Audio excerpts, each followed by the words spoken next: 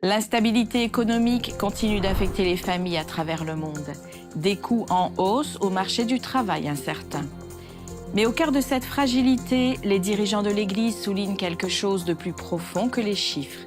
Les communautés restent actives, se soutiennent mutuellement et reçoivent des bénédictions simples mais tellement significatives. En Jamaïque, les églises adventistes renforcent la protection des enfants en introduisant des politiques plus strictes, une responsabilité plus claire et un message ferme, une tolérance zéro pour les abus. Et au Brésil, une enseignante en traitement contre le cancer a reçu un geste de soutien extraordinaire. Ses élèves se sont rasés la tête pour se montrer solidaires. Cette histoire a résonné dans leur école et bien au-delà. Elle a été diffusée sur une grande chaîne de télévision et a touché la communauté locale. Des histoires de courage, de conviction et de compassion, maintenant sur ANN.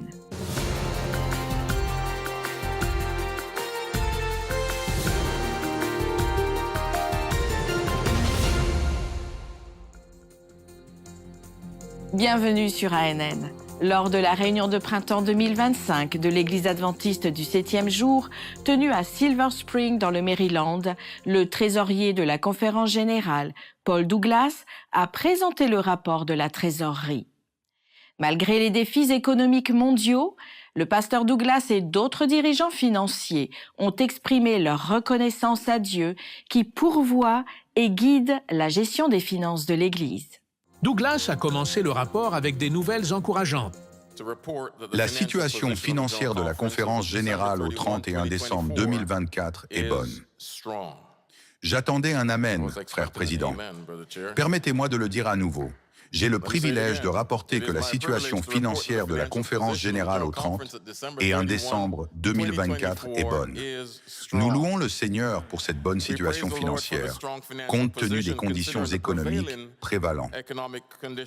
Nous avons terminé l'année financière avec environ 338 millions d'actifs nets. Le trésorier a rapporté que la conférence générale a clôturé l'année financière avec environ 338 millions de dollars américains d'actifs nets, dont 94% sont détenus en espèces et en investissements. En 2024, les revenus de la dîme ont dépassé les prévisions de 4 millions de dollars. Cependant, les contributions de la dîme ont suivi un schéma irrégulier depuis 2019. En partie en raison d'un accord de parité de dîmes entre les régions du monde et des fluctuations monétaires continues. Encore une fois, les offrandes ont dépassé les attentes. Douglas a noté un changement dans les tendances de financement. Les dîmes représentent désormais 45% du budget, contre 58% en 2020. Les dépenses ont augmenté de 6% en 2024. Principalement en raison du soutien aux missions mondiales et aux réponses d'urgence, mais sont restés dans les limites approuvées. Les investissements, qui avaient connu une baisse en 2022, sont maintenant dans le positif. Les fonds de mission ont été alloués de manière stratégique. Pour 2025, 6,7 millions de dollars ont été désignés pour des projets d'église locales, avec des ressources supplémentaires soutenant des campagnes évangéliques à grande échelle dans diverses régions. Ces efforts ont conduit à 2500 études bibliques et plus de 400 baptêmes jusqu'à présent. Douglas a également partagé des résultats plus larges de l'évangélisation à l'échelle du territoire. Dans le centre-est de l'Afrique, plus d'1 million de personnes ont été baptisées. En Amérique du Nord, plus de 5000 sites ont été enregistrés d'où a été partagé le message de l'Évangile. Le rapport incluait l'approbation d'un plan de contribution de dîmes dans lequel toutes les régions visent à donner 3% de leurs dîmes à la conférence générale d'ici 2030. De plus, un groupe d'études a proposé une nouvelle méthodologie pour les appropriations axée sur la solidité financière et l'alignement missionnaire, qui a également été approuvée. Douglas a conclu en réaffirmant sa confiance, ainsi que celle de son équipe, dans la direction continue de Dieu. Nous reconnaissons que Dieu est toujours aux commandes de son Église et le travail nous attend. Ce travail est mentionné en Matthieu 24, verset 14. Cette bonne nouvelle du royaume sera prêchée dans le monde entier pour servir de témoignage à toutes les nations. Alors viendra la fin. Nous servons un Dieu certain. Nous servons un Dieu puissant. Et ce travail, malgré tous les défis auxquels nous sommes confrontés dans le monde, économiquement, financièrement et dans d'autres aspects de la vie, le travail de l'Église avance. Il y a 2 semaines, nous avons mis en avant le sabbat de la sécurité, une initiative mondiale de l'Église adventiste axée sur la sécurité des enfants dans les congrégations locales. L'Église continue de donner la priorité à la protection des groupes vulnérables dans le monde entier. L'atelier cherche à équiper les ouvriers de l'Église avec les outils et les connaissances nécessaires pour protéger les enfants. Lorraine Vernal, directrice des ministères des femmes, des enfants et des adolescents pour l'Église adventiste en Jamaïque, a souligné la politique de tolérance zéro de l'Église en matière d'abus, affirmant que tous les cas suspects devraient être signalés aux autorités. Lesia Bagwandat Vassel, greffière adjointe de l'Agence de protection de l'enfance et des services familiaux, a abordé le problème persistant de la négligence des enfants, actuellement la forme d'abus la plus courante en Jamaïque, et a appelé à une plus grande collaboration communautaire pour garantir des environnements plus sûrs pour les enfants. Les sujets abordés lors de l'événement comprenaient les lois locales sur la protection de l'enfance, la politique de protection des enfants d'ADRA et l'impact émotionnel des abus sur les jeunes filles. Au cours des dernières années, l'Église adventiste du 7e jour, dans la division interaméricaine, a pris des mesures intentionnelles pour protéger les plus jeunes. En 2017, l'Église a adopté une politique formelle de comité de protection de l'enfance, suivie d'une série d'ateliers nationaux et de sessions de formation pour les dirigeants d'Église, les parents et les enseignants. Poursuivant la conversation sur la sécurité des enfants et la prévention des abus, parlons d'une autre initiative majeure de l'Église adventiste du 7e jour ayant un impact mondial. Il s'agit de End It Now. Cette campagne mondiale est dédiée à sensibiliser et à plaider pour mettre fin à la violence sous toutes ses formes. Lancée en 2009 par ADRA, l'Agence adventiste de développement et de secours, et l'Église adventiste du 7e jour, End It Now est un mouvement mondial incitant les individus et les communautés à s'opposer à la violence dans tous les domaines de la vie. En Amérique du Nord, l'initiative sensibilise et forme les pasteurs et les dirigeants de l'Église, s'appuyant sur des ressources pratiques pour soutenir les survivants de la violence sexuelle et domestique. Elle propose une éducation, un plaidoyer et un message selon lequel l'amour de Dieu peut apporter la guérison au-delà du traumatisme. Regardons comment cette initiative est censée encourager et autonomiser ceux qui sont touchés par la violence domestique.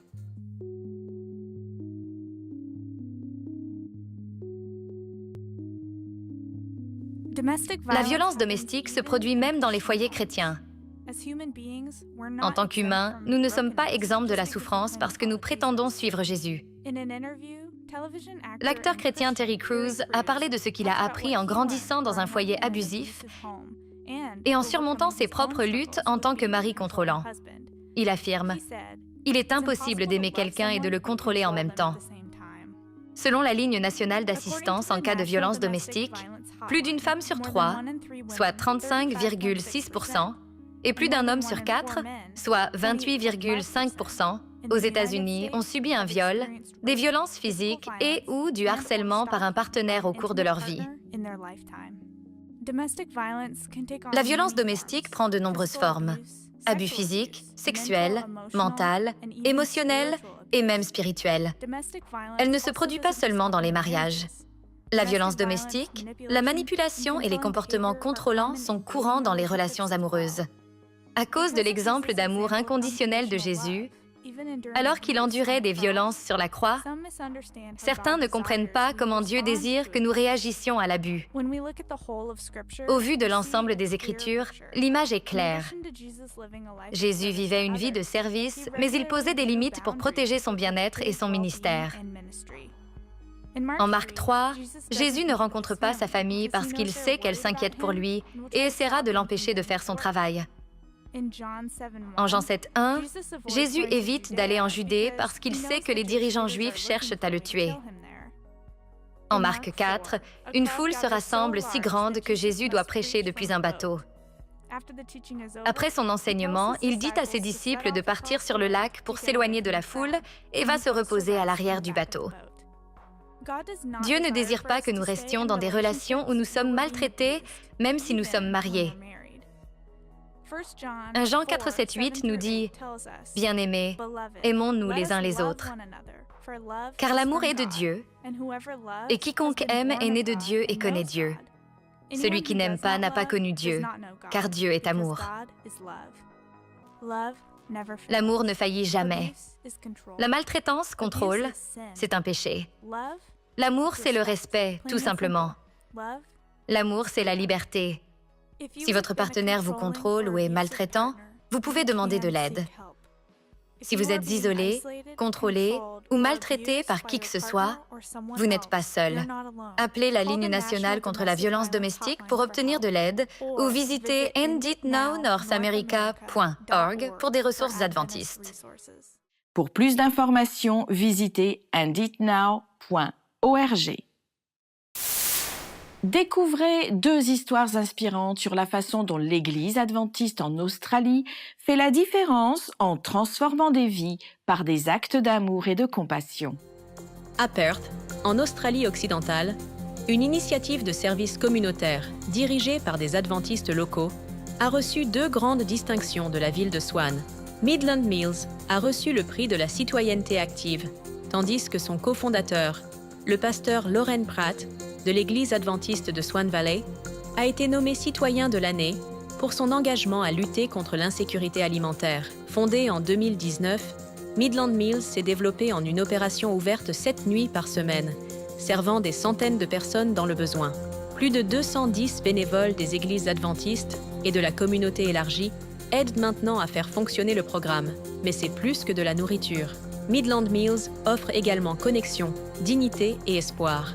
Pendant ce temps, dans le Victoria, au sud-est de l'Australie, ADRA a lancé 2 nouveaux projets pour soutenir les communautés confrontées à la faim et à l'itinérance.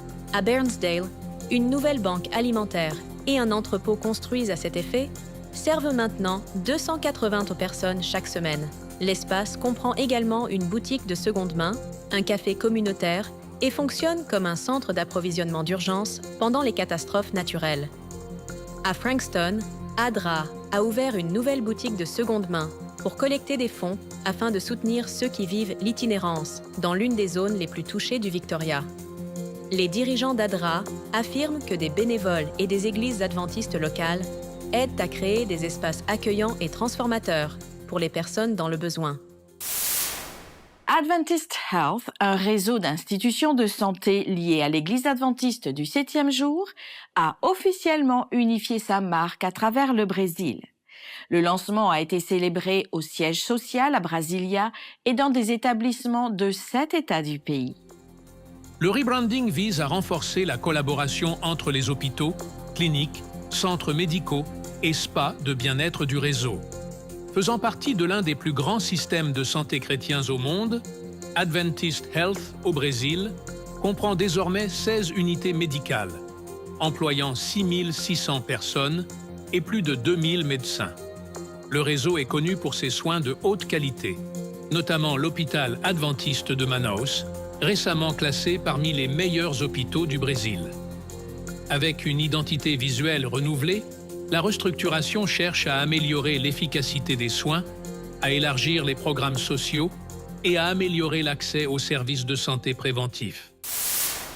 Dans une école adventiste dans le sud du Brésil, un groupe d'élèves a ému toute sa communauté par un geste simple mais profondément significatif. Ils ont choisi de soutenir leur professeur qui lutte actuellement contre le cancer du sein. Leur acte de bonté a pris de l'ampleur sur les réseaux sociaux et a touché des cœurs à travers le monde. Dans les écoles adventistes, l'attention va bien au-delà des manuels et des tests. C'est exactement ce que les élèves du collège adventiste de Boquerón ont démontré en soutenant leur enseignante, Cynthia, pendant une période difficile de sa vie. Les étudiants du collège adventiste de Boquerón manifestent publiquement leur respect et leur soutien à l'enseignante Cynthia Pavetti. Notre enseignante a été diagnostiquée avec un cancer du sein et elle suit actuellement un traitement. Notre prof Cynthia a toujours pris à cœur l'enseignement qu'elle nous donne. Elle s'est constamment efforcée de donner le meilleur d'elle-même. C'est pourquoi nous sommes ici aujourd'hui, pour lui exprimer notre amour et notre gratitude. Notre prof Cynthia est une merveilleuse. Elle aime vraiment interagir avec ses élèves. Nous avons fait ce geste pour elle. Ce qui a commencé par la décision d'un élève a rapidement déclenché une vague de solidarité. 6 garçons se sont rasés la tête et ce qui pourrait sembler être une simple coupe de cheveux est devenu une puissante expression des valeurs chrétiennes. Empathie, compassion et amour en action. La vidéo hommage, publiée par l'école, est rapidement devenue virale. Cynthia l'a regardée en attendant un rendez-vous médical et n'a pas pu retenir ses émotions. L'histoire a attiré l'attention nationale et une chaîne de télévision brésilienne connue l'a couverte en direct, y compris le moment émouvant où Cynthia a retrouvé ses élèves désormais chauves à l'antenne. Cette histoire va bien au-delà de la salle de classe. C'est un puissant rappel que lorsque l'amour se manifeste par l'action, il parle plus fort que les mots et peut résonner à travers le monde. Dans l'un des chapitres les plus puissants du livre La tragédie des siècles, nous arrivons au moment où le Christ apparaît devant toute l'humanité et la vérité est révélée aux justes et aux méchants. Le pasteur Ted Wilson, président de l'Église adventiste du 7e jour mondial, explore cette scène dramatique dans une vidéo récente et met en lumière le sacrifice de Jésus, la tristesse du rejet et l'espoir offert à tous ceux qui choisissent de faire confiance au Seigneur. Mais la fin n'est pas tout à fait là. Dans le ciel apparaît une vue panoramique comme un immense écran de cinéma, montrant le plan du salut, montrant la tentation et la chute, et à travers les âges jusqu'à la vie du Christ, sa naissance, sa vie humble, son ministère et ses nuits de prière. Aussi ses ennemis remplis d'envie, de haine et de méchanceté. Les scènes continuent, montrant l'angoisse du Christ à Gethsémane, sa trahison et la nuit d'horreur qui a suivi. Tout est dépeint de manière vivante comme cela s'est produit. Tous les yeux sont fixés sur le drame qui se déroule alors qu'il se dirige vers les scènes finales. On voit le doux martyr fouler le sentier qui mène au calvaire. Le roi du ciel est cloué sur un bois d'infamie. Des prêtres hautains et une vile populace insultent à son agonie. Au moment où le Rédempteur expire, des ténèbres surnaturelles envahissent la scène. La terre frissonne. Les rochers se déchirent. Les méchants qui regardent essaient de détourner les yeux de la scène horrible, tandis que les rachetés s'exclament « Il est mort pour moi ». Quelle joie inonde la cité, mais quelle intense tristesse à l'extérieur. Mes amis, ce sera un jour redoutable. Alors que la terre est enveloppée dans le feu de la destruction, les justes sont en sécurité à l'intérieur de la ville sainte. Par la grâce de Dieu, je prévois d'y être, à l'intérieur de ces murs, faisant confiance à la puissante protection et à la grâce de notre Rédempteur. Je vous invite à y être aussi. Si vous n'avez pas accepté Jésus comme votre sauveur personnel, il n'y a pas de meilleur moment pour le faire que maintenant. Il est mort pour vous et vit aujourd'hui. Et un jour, très bientôt, il reviendra pour nous ramener chez nous pour être avec lui pour toujours. Pour visionner l'épisode complet et d'autres vidéos explorant plus en profondeur la foi adventiste du 7e jour et son histoire, visitez la chaîne officielle sur YouTube. Dans un village reculé du Kenya, un jeune homme qui a découvert le message adventiste à l'âge de 17 ans consacre maintenant sa vie à la mission. Grâce à Vivid Faith, une plateforme officielle de l'Église adventiste qui connecte des bénévoles avec des opportunités de service dans le monde entier, James David a entrepris un voyage marquant pour partager l'espérance en Jésus-Christ. Dans une région éloignée de l'Est du Kenya, James David a trouvé sa vocation. C'est l'histoire de son parcours de foi et de service. Je m'appelle James. J'ai grandi dans un endroit sans église adventiste. À 17 ans, j'ai été converti grâce à mon oncle qui avait connu l'Évangile par une radio locale adventiste. L'église la plus proche de chez moi est loin, à environ 16 km. Nous avions l'habitude de marcher tous ces kilomètres aller-retour. Donc ça fait environ 30 km en une journée. Alors nous avons décidé d'avoir une petite école du sabbat dans notre propre village. Elle se compose de 3 adultes et d'environ 5 enfants. Même sans communauté adventiste pour le soutenir, James a grandi dans la foi. En poursuivant ses études en technologie de l'information, James était insatisfait. Malgré sa réussite académique, il cherchait quelque chose de plus significatif. Pendant ma 2e année à l'université, lorsque j'étudiais l'informatique, j'avais l'impression de ne pas avoir vraiment accompli le but de ma vie. Puis j'ai rencontré ces missionnaires, envoyés par Amazing Facts. Mon interaction avec eux a suscité en moi des questions et ma curiosité de devenir missionnaire. J'ai continué à prier, demandant à Dieu une chance de le servir. Puis un jour, par hasard, je suis tombé sur le site de Vivid Faith en faisant des recherches en ligne. Là, j'ai vu un poste très intéressant. Étant dans l'informatique, j'ai vu un poste pour devenir missionnaire numérique et j'ai postulé. James a été surpris d'obtenir le poste. Il n'avait jamais imaginé quitter le Kenya et devenir missionnaire. Évoluer dans une nouvelle culture a comporté des défis, mais sa foi était inébranlable. James a découvert le sens du service en animant des études bibliques, en reliant des personnes à des églises locales et en répandant l'Évangile sur les plateformes numériques. En tant que missionnaire numérique, il connecte, forme des disciples et responsabilise les autres pour l'éternité. Il gérait des plateformes de réseaux sociaux, répondait aux messages et créait du contenu pour faire connaître Christ. Le travail de James allait au-delà du monde numérique.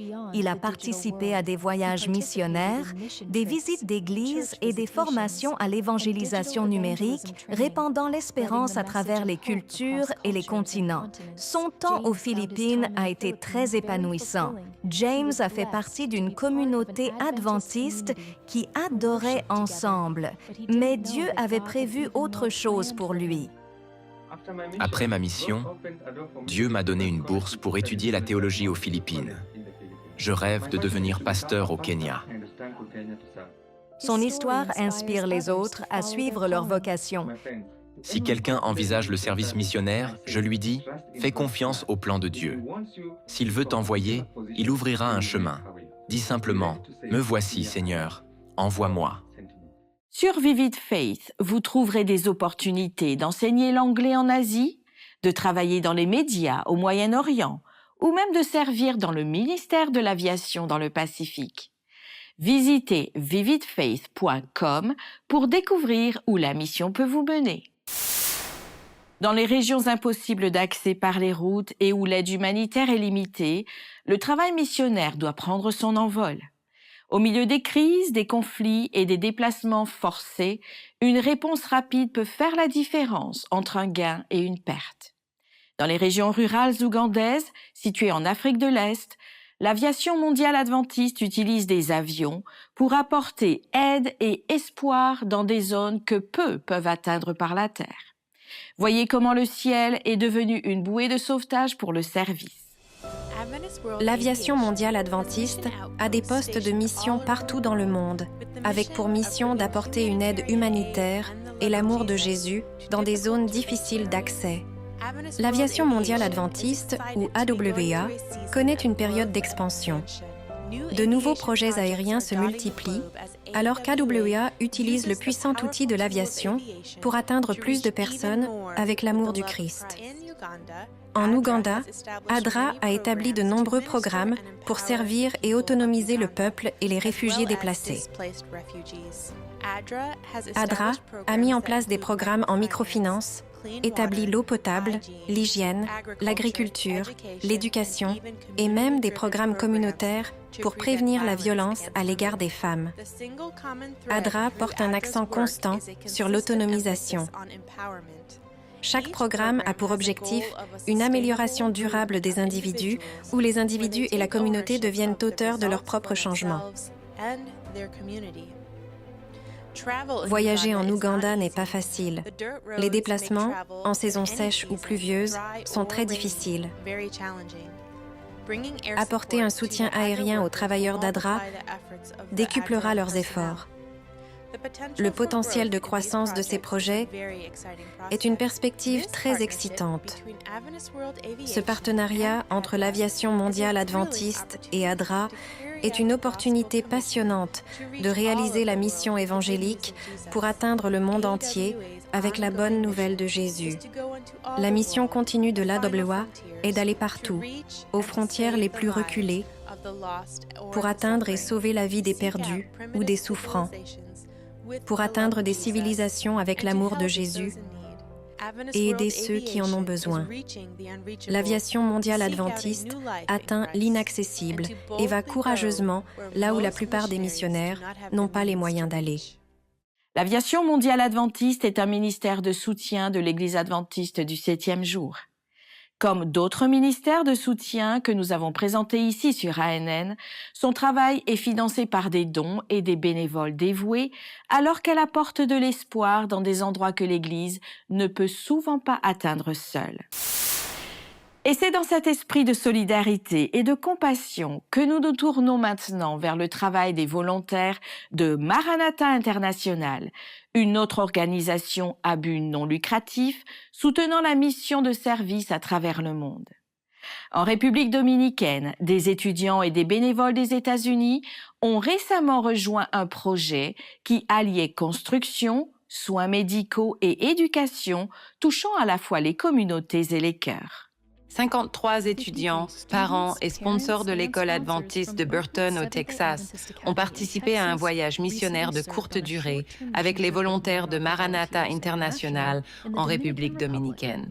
Ils avaient pour objectif de construire un nouveau lieu de culte pour la congrégation. C'est une communauté de foi en pleine croissance, avec peu de revenus pour acheter des matériaux de construction ou de la main-d'œuvre. En plus des travaux de construction, les bénévoles ont traité 850 patients dans des cliniques médicales et ont dirigé des écoles bibliques de vacances dans 2 écoles publiques et une garderie.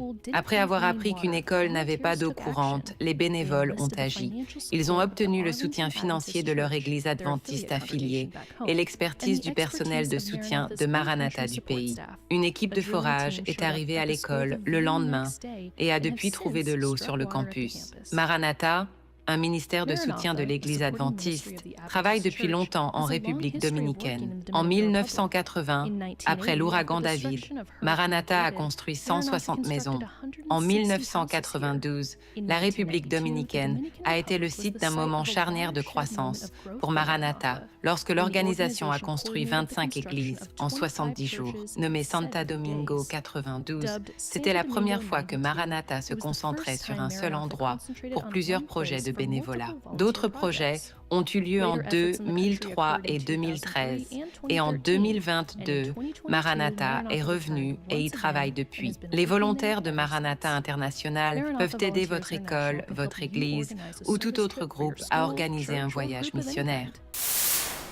Une célébration joyeuse a réuni près de 300 receveurs de greffe, donneurs et personnel médical en Floride aux États-Unis. La réunion de transplantation 2025 d'Advent Health était un hommage à la guérison, à l'espoir et aux miracles quotidiens rendus possibles grâce aux dons d'organes. Dans un cadre de rire, d'accolade et de souvenirs partagés, Le pique-nique annuel était plus qu'une simple réunion. C'était un puissant rappel des secondes chances et du don de la vie. L'événement proposait des activités pour tous les âges, les enfants appréciant particulièrement pouvoir s'amuser.